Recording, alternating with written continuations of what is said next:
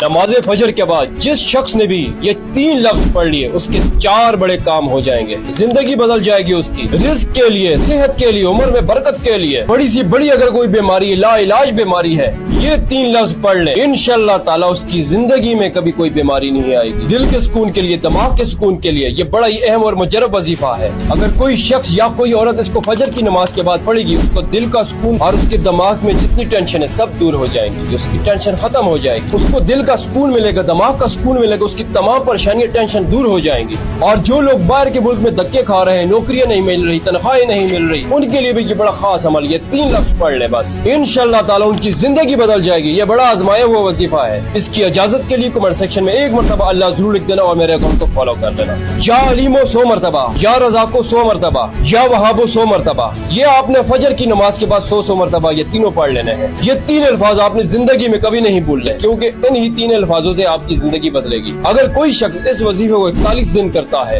इंशाअल्लाह